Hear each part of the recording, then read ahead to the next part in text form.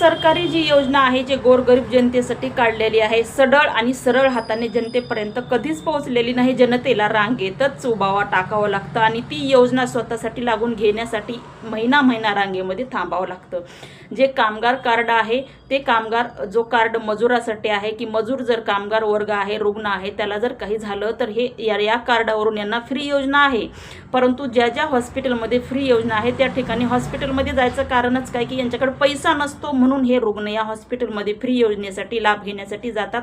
किंबहुना फक्त पेशंट त्याला चेकअप करतो, परंतु त्यांचं जे मेडिकल जे गोळे आहेत ते घेण्यासाठी त्यांना 4 दिवस वेट करावा लागतो. आणि याच 4 दिवसामध्ये जर पेशंटला जर काही झालं तर पेशंट दगावला तर या गोष्टीला जिम्मेदार कोण?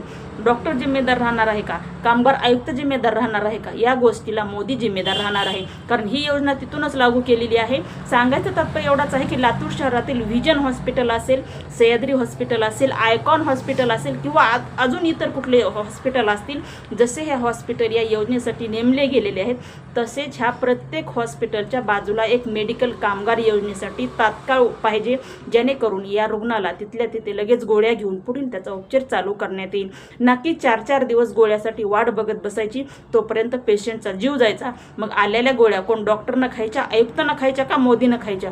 म्हणून फक्त लातूर शहरामध्येच नव्हे तर पूर्ण भारतभर ज्या ज्या ठिकाणी हे हॉस्पिटल जे हॉस्पिटल आहेत जे कामगार लोकांसाठी नियोजन केलेलं आहे ह्या हॉस्पिटलचे, त्या प्रत्येक हॉस्पिटलचा कामगार मजूर मेडिकल त्या ठिकाणी उपलब्ध हे पाहिजे, जेणेकरून तात्काळ गोळी या रुग्णाला दिली पाहिजे. आणि जर असं नाही झालं तर लातूर शहरातील जी कामगार मजदूर युनियन जनता आहे या जनतेला रस्त्यावर उतरावे लागेल.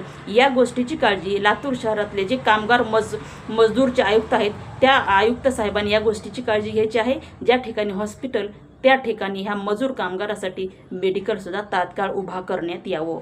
जय हिंद, जय महाराष्ट्र.